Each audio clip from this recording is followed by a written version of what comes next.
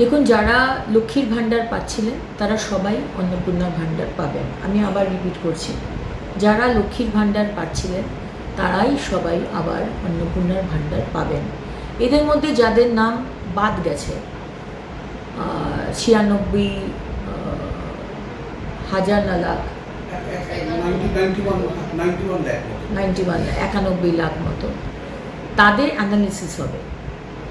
তাদের নাম ইমিডিয়েটলি বাদ যাবে না, তাদের অ্যানালিসিস হবে।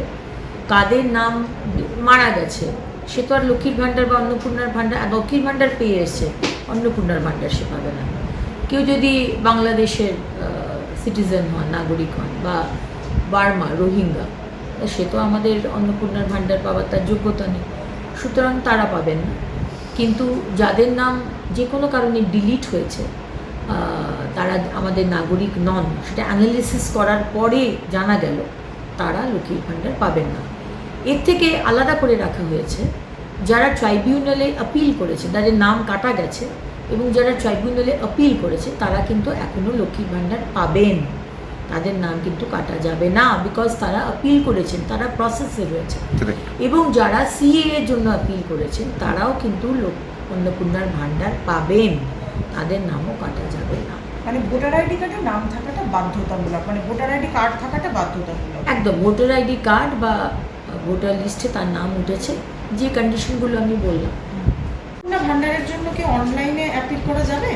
দেখুন, অন্নপূর্ণার ভাণ্ডার আমি শুনছিলাম যে এতদিন তো দুয়ারের সরকারের মাধ্যমেই হয়েছে, কিন্তু আমি আমার ডিপার্টমেন্টের সাথে কথা বলে আমি অলরেডি বলে দিয়েছি অন্নপূর্ণার ভাণ্ডারে অনলাইন কমপ্লিটলি এখনই ব্যবস্থা করতে, এবং ইমিডিয়েটলি অনলাইনেই যাতে সমস্ত মানুষ যে 1 পাস 2 পাস বা যে হয়তো শিক্ষাটা পাননি, হয়তো মানে শিক্ষিত নন, এতটা ইজি করা হবে এই অ্যাপ্লাই করার পোর্টালটাকে, যে কেউ মানে পোর্টালে গিয়ে অ্যাপ্লাই করতে পারে।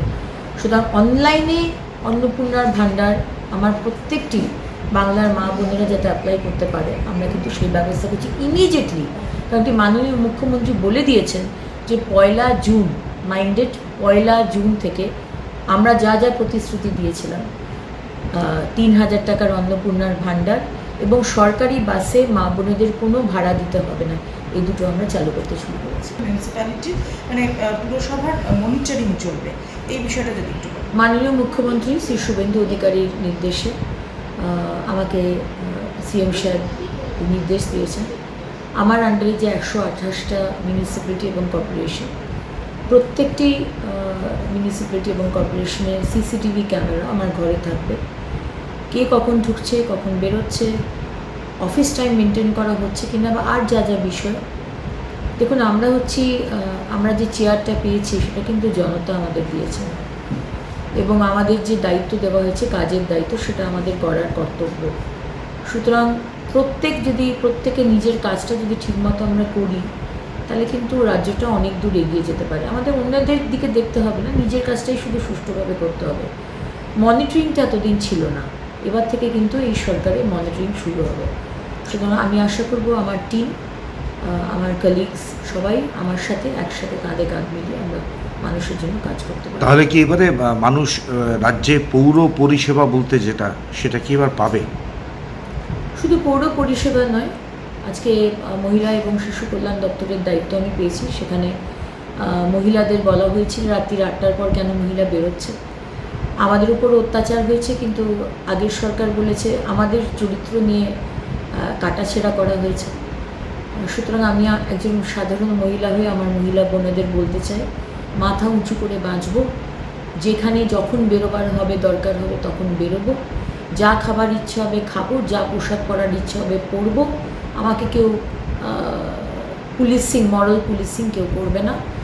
আর পুলিশের কাছে গিয়ে যে পুলিশ আগে এফআইআর নিত না, আগে অত্যাচার আমার ওপর হয়েছে, আমার সন্তানের ওপর, কিন্তু বলা হতো মিউচুয়াল করে নেবার জন্য, 0 এফআইআর, যেখানেই যাবে পরে ইনভেস্টিগেশন হবে। আগে মহিলার যে কমপ্লেন আগে নিতে হবে, তারপরে পরে ইনভেস্টিগেশন। দিদি, বহু পৌরসভা এলাকায় সেখানে ইলেকশন হয়নি দীর্ঘদিন ধরে, কাউন্সিলরের আমাদের মাননীয় মুখ্যমন্ত্রী শুভেন্দু অধিকারীর নির্দেশে আমাদের এই ডিসিশন নেওয়া হয়েছে যে পুরসভা ইলেকশন হয়নি, পেন্ডিং আছে, যেরকম হাওড়া, দুর্গাপুর, ইমিডিয়েটলি সেটা ইলেকশনের ব্যবস্থা করা হবে।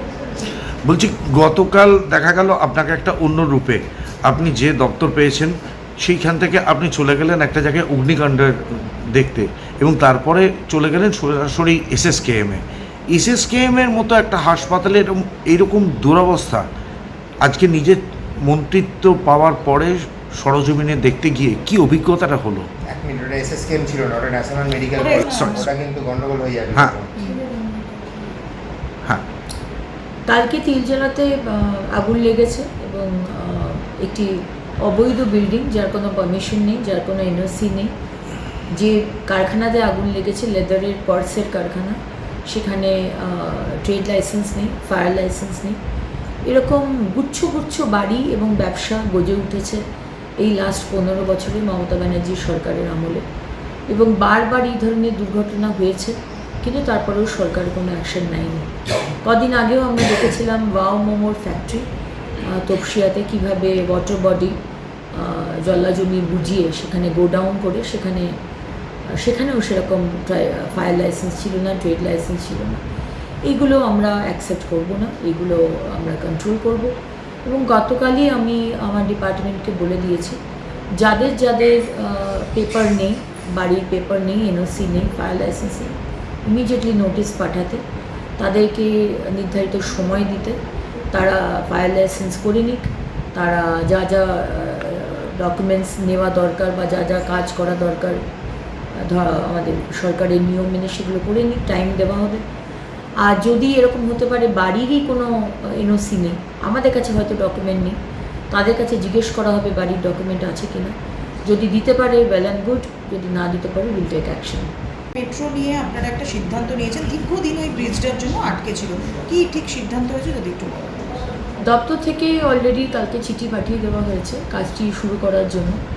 সামান্য একটি কাজ, আমি জানি না কী কারণে আগের সরকার এই কাজটিকে বন্ধ করে রেখেছিল। সামান্য একটি কাজ, যে কারণে কোটি কোটি মানুষের অসুবিধা হয়েছে, ভোগান্তি হয়েছে।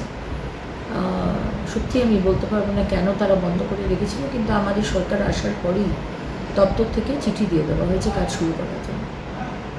দিদি, আজকে সকালে মুখ্য সচিব একটি নির্দেশ দিয়েছেন, ওই অবৈধ টোল যেগুলো ছিল সেগুলোকে আর রাখা যাবে না। সেই বিষয়ে কি যদি বলেন কিভাবে এটা? মাননীয় মুখ্যমন্ত্রী শ্রী শুভেন্দু অধিকারী মহাশয়ের নির্দেশে কোনো অবৈধ টোল যেগুলোর কোনো লিগ্যালিটি নেই, বিভিন্ন জায়গায় তৃণমূলের ক্যাডাররা একটা মানে বাঁশ লাগিয়ে রাস্তা বন্ধ করে টোল আদায় করেছে, সেই রকম কোনো ইলিগাল কাজ করা যাবে না। শুধু এটাই নয়, মাননীয় মুখ্যমন্ত্রীর নির্দেশে যে কোনো ইলিগাল বালুঘাট, যেখান থেকে আমরা দেখেছি কোটি কোটি টাকা উঠেছে, পরিবেশ নষ্ট করা হয়েছে, নদীগুলোকে শেষ করে দেওয়া হয়েছে, মানুষ জল পাচ্ছে না, সুতরাং সেই সমস্ত ইলিগাল ঘাট বন্ধ করে দেওয়া হবে।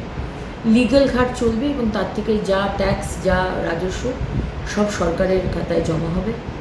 এবং সেম ইলিগাল কোল মাইন্স, কয়লা খনি, যারা বিভিন্ন টিএমসির ক্যাডাররা, নেতারা, মন্ত্রী টন্ত্রী সব চালাতো, সেগুলো সমস্ত বন্ধ করে দেওয়া হবে। শুধু লিগাল যে কোল মাইন সেটাই চলবে এবং তার সমস্ত রাজস্ব সরকারের খাতায় জমা হবে। বা তৃণমূলের ক্যাডারগুলির ক্ষমা করে দেওয়া বা টাকা নিয়ে, ব্রাইব নিয়ে, ঘুষ নিয়ে অ্যালাউ করে দেওয়া, সেটা কিন্তু শুভেন্দু অধিকারী সরকারে এটা হবে। আপনি আরেকটা, যাদের জন্য এই প্রাণহানিগুলো ঘটছে, আপনি প্রস্তাব পাঠাবেন যে যা তাদের থেকেই যাতে কম্পেনসেশন নেওয়া। অবশ্যই আমি আমার ডিপার্টমেন্ট থেকে প্রস্তাব পাঠাবো চিফ সেক্রেটারি এবং অনারেবল চিফ মিনিস্টারকে, যে এই ধরনের ঘটনা, যেখানে যার বাড়ি গতকালের ঘটনার মতো, এটা তারই বাড়ি, এমন নয় যে তিনি ভাড়া বাড়িতে ছিলেন, তারই বাড়ি, এবং সেই বাড়িতে 4 তলাতে উনি থাকেন এবং তার 2 তলাতে তিনি কারখানা করেছেন। সেখানে এমন তার ইউজ করা হয়েছে, ইলেকট্রিকের তার, যে তার অত কারেন্ট নিতেই পারে না। সুতরাং ইলেকট্রিক বিল বাঁচানোর জন্য এই ধরনের নিয়ম না মেনে কাজ করা, যার জন্য 2টো মানুষের প্রাণ গেল আর 3টে মানুষ অত্যন্ত সিরিয়াস কন্ডিশনে ন্যাশনাল মেডিকেল কলেজে ভর্তি।